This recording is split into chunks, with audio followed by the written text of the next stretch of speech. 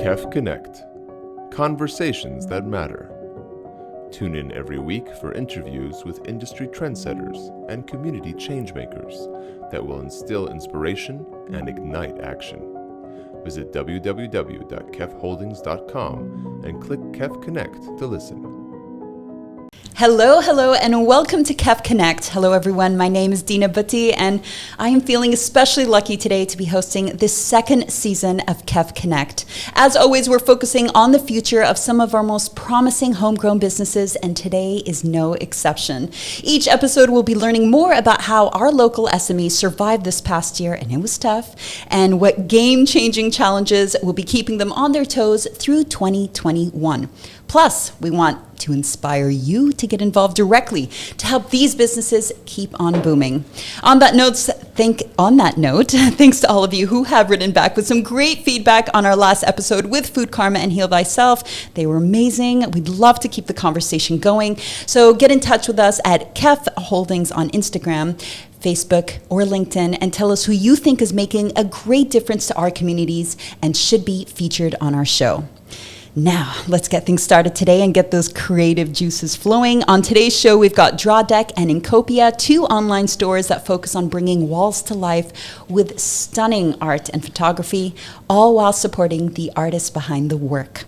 All right, guys, let's get started with Drawdeck team over here. We've got the managing partners, Alec Norstam Dunn and David Hammond. And if I'm not mistaken, Drawdeck, you guys have been around for 6 years now? Yep, 6 years. All right, what initially kicked off the idea for the platform?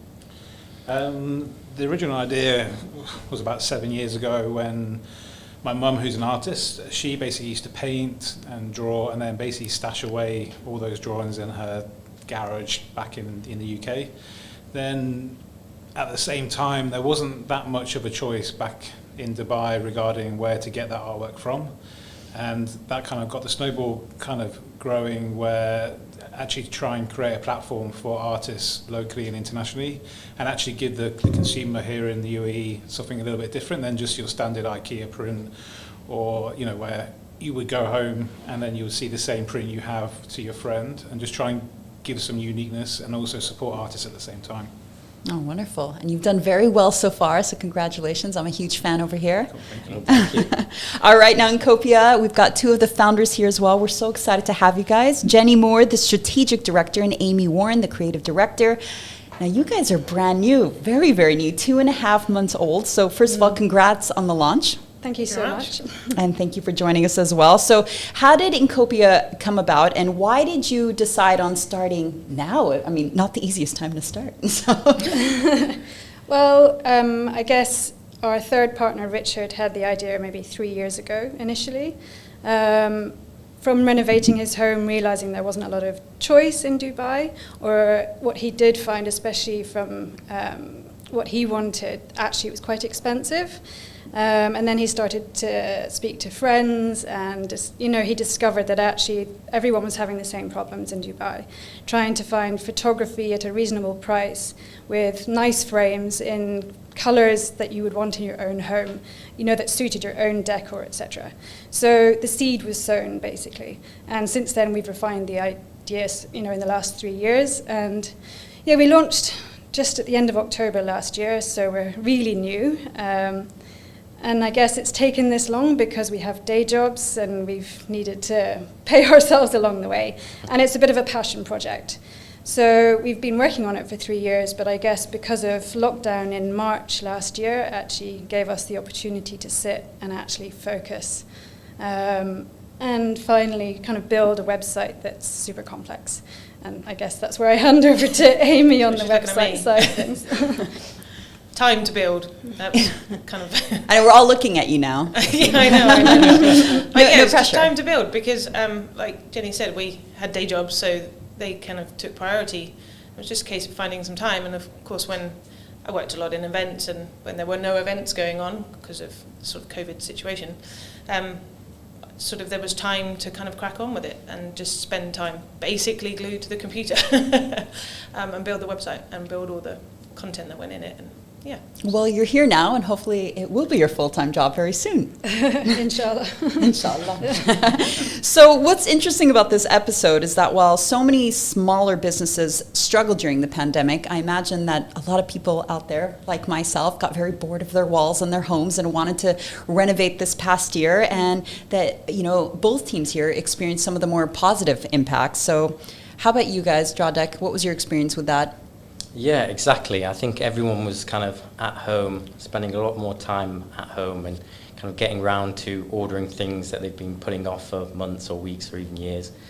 So we saw a huge spike in sales during the first couple of months of the pandemic, which was, it was obviously great for us because we were kind of having some consistent revenue coming in, but at the same time it was such a big increase that it was quite hard to kind of manage in the warehouse, get deliveries out on time, and kind of with the travel restrictions between Abu Dhabi and Dubai, it caused a couple of challenges along the way, but a pretty good problem to have, though, overall. Yeah, that was kind of some people are listening to you right now. That's been our kind of catchphrase of 2020. It was kind of good, it's a problem, but they were good problems to have, and it just kind of made us, look at those situations and get better.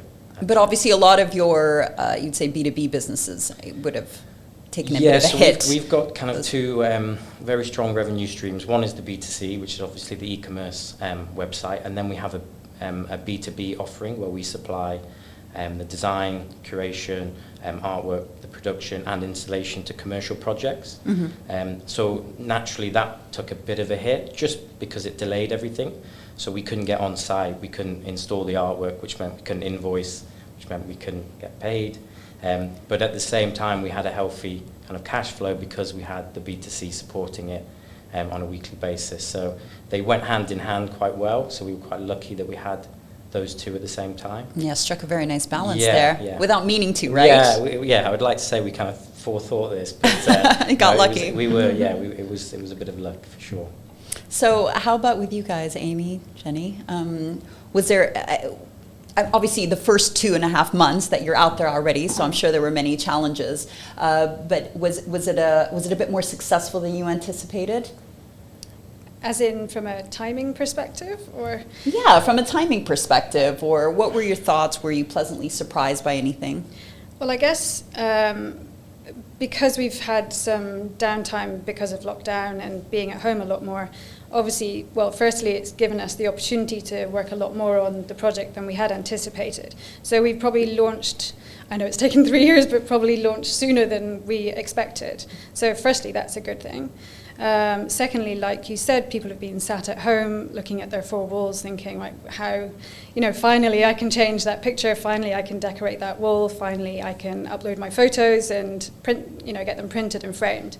So I think that's obviously been beneficial. But and I was going to say, one thing that you guys do that I think I particularly like is that you also hang the pictures, right? Yeah, I mean that's where I get stuck. I deliver everything. I'm like, I need to hire someone for an hour to put up one photo. Yeah, I mean, a lot of us are the same. I have a husband, and he won't listen to this, so I'm okay saying this. He's not exactly DIY savvy. So, all of us are the same. You don't really want to have to get yet another person in your house to hang. When you've already had to, like at the moment, this is our key USP actually, that we do everything in one place. So from the comfort of your sofa, you can order online. You can either order one of our amazing photos or you can upload your own. And we print, frame, deliver, and hang. So we do the full A to Z of photography services. And was that an issue, by the way, with the pandemic at all? With, were people hesitating to invite someone into their home to hang the images, or was that not? So I guess because we didn't launch until October, we didn't have that so much as an issue. And obviously we do take precautionary measures. We wear gloves, we wear masks, and if people don't want them to be installed, then they don't choose that option on the website. It's quite simple. If they're uncertain about that, then they don't have to choose that. All right, thank you. So David, Alex, one of you. On the flip side, what were some of the unexpected obstacles that you faced this past year? Obviously, you said that some of your businesses, your contracts were put on hold. Yeah, I think that was we probably... We want to dig deeper. Yeah, I think that's probably the biggest challenge. Only because I think it was just the uncertainty. When big projects that you're kind of relying on, to cover your overheads and everything, when they get... And you've got a big team. I mean, relatively speaking, you've got, what you said, 13 people, 15? Yeah, there's 13 of us now. Yeah. And once those projects get put on hold, you're kind of a bit concerned about how long it's going to take. And when it obviously all started, I think in February or March, we weren't really sure how long these projects were going to be pushed back, and if all of the projects were going to get finished. And that was probably the biggest challenge, just trying to kind of keep everything afloat and not do too much that we kind of were planning on the same marketing side of things, but just kind of keeping things steady. But I think that was probably the biggest challenge for us, was just not knowing how long it was going to go on. Looking back, do you feel like you dealt with it quite well? You're both looking at each other. I'm like, maybe we should film this after all. I think we did. I mean, we're very lucky. I mean, the B2B was never intended in the business model back 5 years ago, and we were lucky that we kind of diversified at that point in time. With the B2B, the projects got put on hold, and there was 6 months, and there's still delays now where we're at exactly the same point where we are now compared to a year ago with some projects, because they still haven't initiated.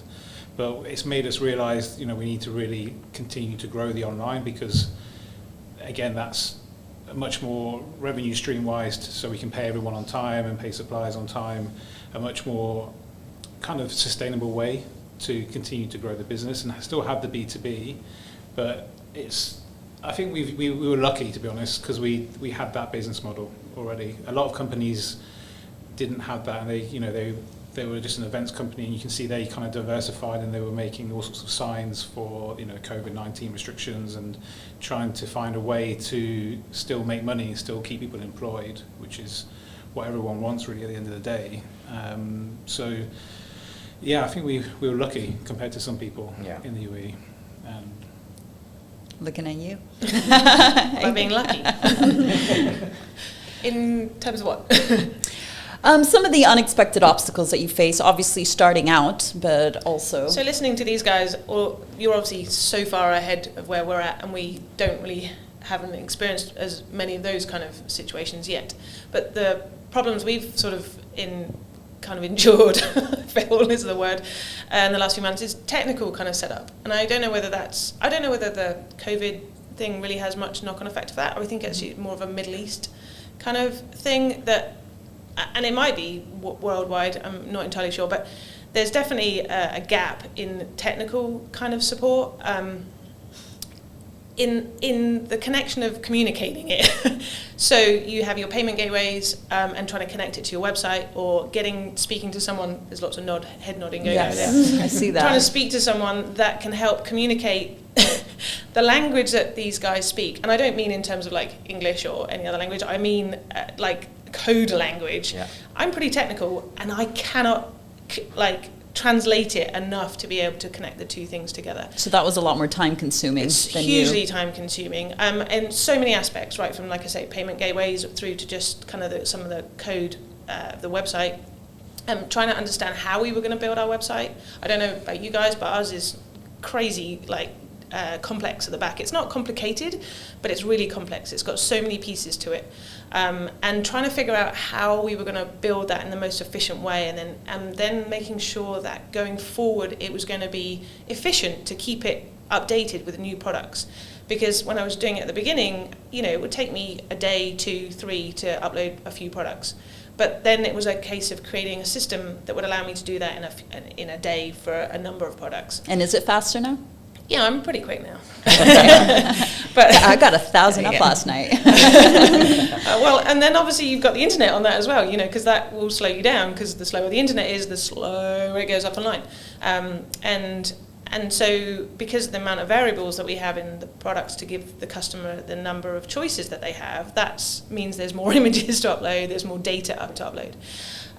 So understanding that and creating that, and then getting the more technical things connected to that, and getting someone to help, I don't know, just kind of talk to you in layman's terms a bit more. And like I said, I'm pretty technical, but I struggled.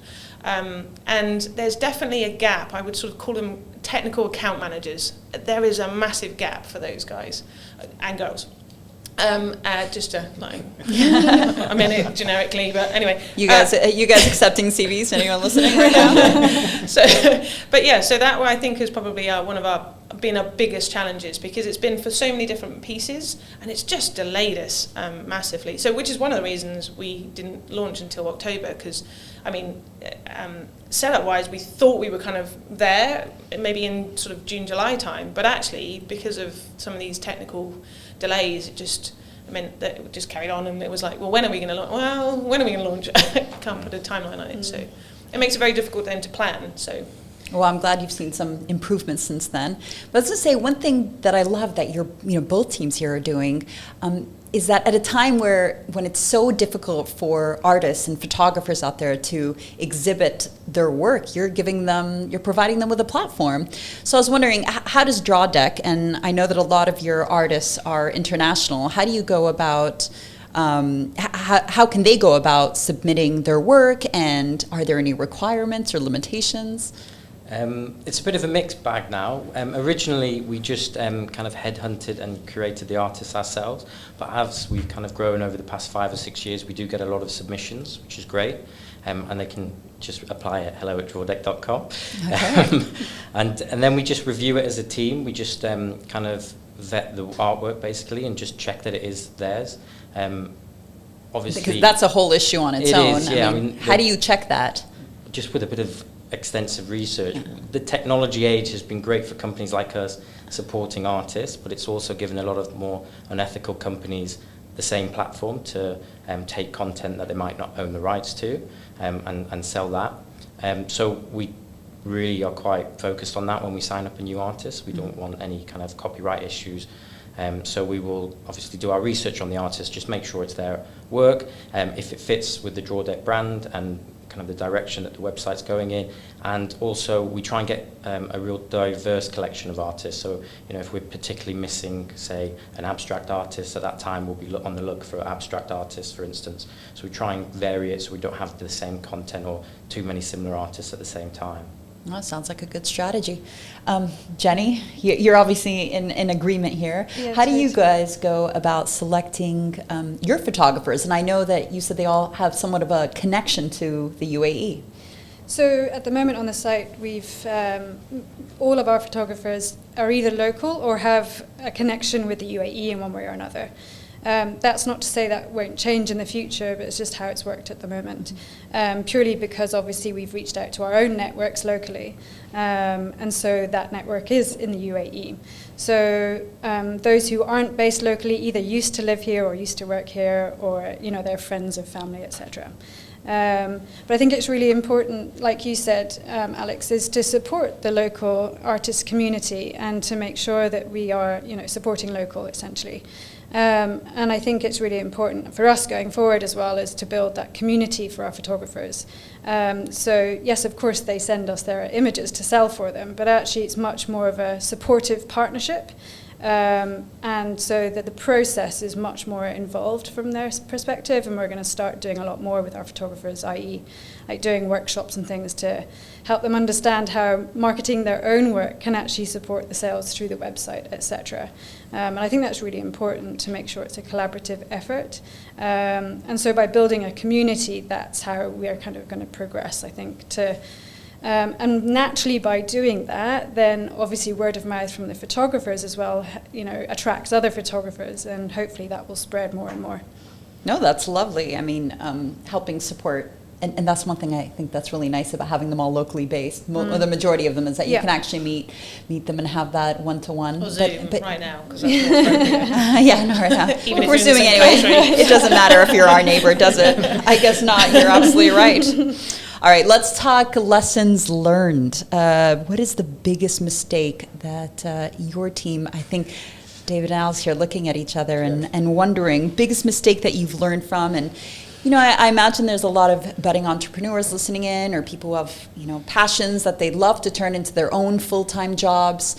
Any advice you'd give them? So lessons learned, advice? There's been one. a lot, I would say, but I mean, the one off my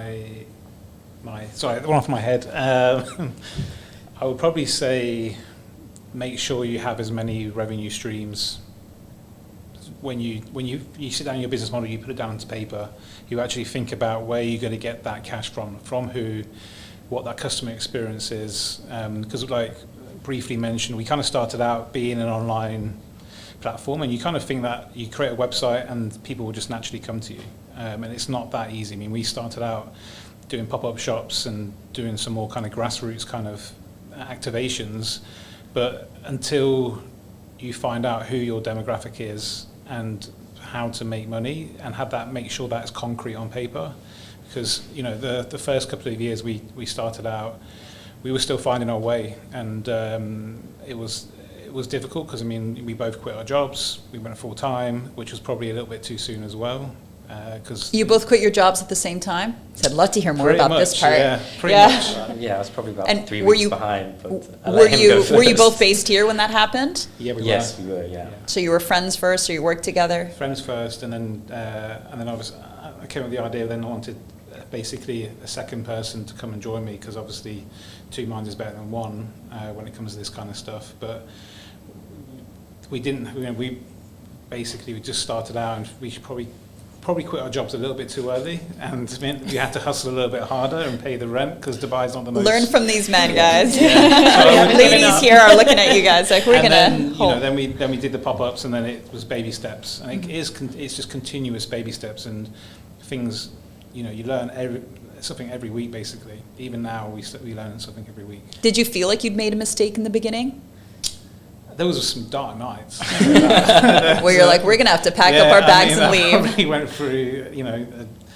a few some dark periods of like, what am I doing, but you then sit down, you wake up in the morning, and you just crack on, and you find a way, and that's when certain opportunities outlet itself, like doing the B2B. There was a gap in the market for that, and just basically hustle, and hard work does pay off, but it's just making sure your idea is at least has a concrete foundation to start with. And how long did it take for you to feel like you'd gotten into the swing of things, and you're like, hey, I actually did have a good idea, and this is probably going to work? That was probably last week, actually. The penny dropped. We're still not there. The first, like Dave said, the first couple of years were definitely a hard slog, and then the past 2 years our growth has kind of really started to move now, but it definitely took us a couple of years to kind of get to that point. But as he was saying, nothing goes to plan.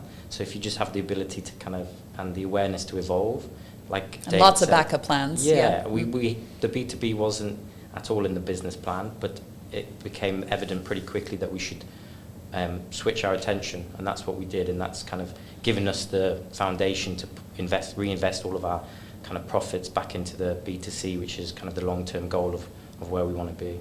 But I've seen you guys at so many restaurants now. Yeah. I'm trying to remember the Dining first out place. or the No, dining out. Say back in the day, 2 years ago when I was still eating out, and I remember spotting it was one of an image that I've now bought for my own home. I think it's the llama. Okay. And then there was all the bubble gum Yeah. iconic images. But Alex, I wanted to ask you if you had any advice. Mistakes. Yes. Loads. No, I think there was one thing if we could change. Looking back, it was probably to seek kind of professional or legal advice when you're setting up a business. Yeah. I think because you don't have, say, a huge amount of capital behind you at that time, you don't want to go and spend money on things that you think are really expensive. But it's quite difficult. Well, it was certainly 7 or so years ago. It's just picking the right trade license, making sure you're right in the right area, getting the right offices.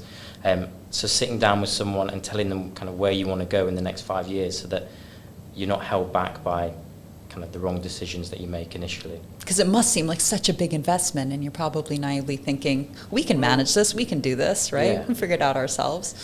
I mean, especially when Dubai, because not many, say back in Europe or the US, you don't have to pay upfront to start a company. So here, I mean, the prices have come down quite a lot because there's a lot more competition. Mm-hmm. But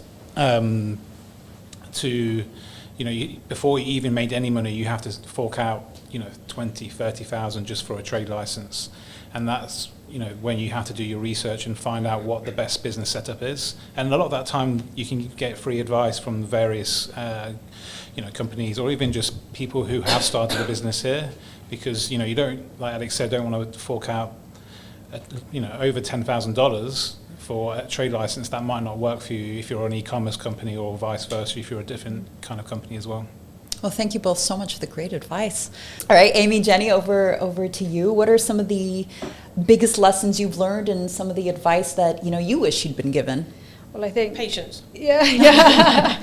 Going to go in there straight away with that one. I think it's patience. I think, I'm sure you've got some other answers to this, but when we started out this and we originally had the conversation with Richard, I think it was kind of like, do this soon, and 3 years later. And I think it's much of what you guys have been saying as well. It's just determination and sticking with it, and just patience in terms of knowing that you can do it. Just give yourself a bit more time than you think you need, especially with the technical hiccups that are just like getting smacked in the face. I remember some of the days kind of these guys would say, how are we doing? A lot of people how to run their businesses and so we did a lot of that research naturally because of our other clients. And so it was kind of, this is almost a bit of a do as we say, not just as or do as we do as well as we say, kind of scenario. So I think that's been quite a beneficial thing to us. I don't think there's a lesson to learn, but it definitely says about doing your research, no, that's which we some great have advice. naturally done anyway. So anyway, that's what I'm going to add to that. I think it's hugely important. And I think for us, obviously, I think it's maybe a little early to say that we've got lessons learned, but we are definitely learning every day, especially on the e-commerce website development, as Amy has already mentioned. But I think even before we launched, I think for us it's been key to, and I'm going to use that horrible word, pivot, when it's absolutely essential. We've probably pivoted on 3 things before we even launched. And I think it's really key to make those decisions early on before you let them go too far. So we've changed like a major supplier, actually we refined our product quite a lot in the 6 months that we were developing the website. So actually our offering has been refined so much so that we're definitely providing a product that is a solution to people's problems, and I think that was really essential. And I think actually it's the same for any business that you would look at. If you're not doing that, then are you actually providing a product that people want? And I think for us ongoing, we're definitely learning to automate our processes as much as possible. I think that we'd like to have a holiday at some point, basically. And so to make sure that we're 2022, guys. It would be really nice. And especially because we are working with our normal clients, our day jobs, as well as working on Inkopia. So it's really important for us to be able to automate as much of the process as possible, so that we can have a break at some point and be able to just step back and know that everything will just run in the background. Obviously there's 3 of us, so we're quite lucky that we can obviously rely on at least one person while the other 2 go on holiday, etc. But I think it's really important to make sure that you plan to have that downtime as well. It's all very well slogging it out, but if you're going to burn out, then what happens to the business? Absolutely. I would say a plan for when you might get hit by a bus. I mean, no one wants to be hit by a bus, obviously. But I think as long as everything can carry on without a person, I think that's super important. No, wonderful advice. Thank you all so much. Now, lastly, what can our listeners say, all of us here in the studio, what can we do to help out a business like yours and other local SMEs? Share, I think, probably. Yeah. Share about it. Yeah. Get the word out. You want to support local at the end of the day, because, I don't know, there are so many different companies here that are local based. Instead of spending your money at Amazon and all the big names, actually support the community and, shop local. It's not that difficult now. There's tons and tons of different kind of brands that are, have popped up over the last couple of years. So it's just making sure everyone shares and supports, different companies here in the region. So I feel like that was, I feel like that was one thing that happened during the pandemic that was very positive. Yeah. That everyone really did want to. I mean, I know it's never enough, but no, just making sure it just carries continues on, and you don't go down the whole big corporate companies, because you can get a better product here locally made. So. Alex. Yeah, and there's real people behind these brands. Real people, real stories, like the ones you're listening to right now. Exactly. So every like, comment, share, nice feedback in an email, the real people behind the brands are seeing it. So it makes a big difference, keeps you kind of motivated to do it. It's interesting you say that, because since launching Inkopia, actually, I do make a point of emailing local companies if I'm ordering and saying thank you for sending it on time, or thank you for delivering in the time frame that you said, etc. Because you don't realise that I mean, obviously you do that, but there are people behind these brands and people who are slogging their guts out basically to make sure that you're getting a quality product at the end of the day. And I think everyone needs that support. And, just that one word of kindness a day could really cheer someone up. And I think it's really essential, especially in current times. Absolutely. It occurred to me actually when I was at Carrefour shopping, and this woman came up to me. She's like, "You ordered a mask from my business," and she was so sweet. And I was like, "Oh, there really is that one person behind, and they recognize you from your Instagram profile page or whatever." So that is beautiful. But to everyone listening, you can check out Drawdeck on Instagram at Drawdeck and Facebook. You guys on Facebook? Yeah. Good. Visiting their website on drawdeck.com, and of course Inkopia, and I should say spelled I-N-K, because I made that. Inkopia can also be found on Instagram, and you guys are at Inkopia Loves and Inkopia.com. Now, thank you to all of our wonderful guests. You guys have been amazing. Thank you so much for having us. I feel like I've learned so much personally. And of course, a major thank you to everyone tuning in to KEF Connect. We will be back next week to focus on some more thriving businesses with a focus on wellness and mental health. To continue listening to episodes of KEF Connect, check out kefholdings.com and go to the KEF Connect page. We are also available on various streaming platforms, including Apple Podcasts, Spotify, Google Podcasts, and the Podbean podcast app. You know how much we love getting your feedback, so make sure to send through your thoughts and, of course, your suggestions by connecting with us, KEF Holdings on Instagram, Facebook, and LinkedIn. And to everyone, my name is Dina Butti, and you can also get in touch with me at Dina Butti. Stay safe, everyone, and see you all next week. Goodbye.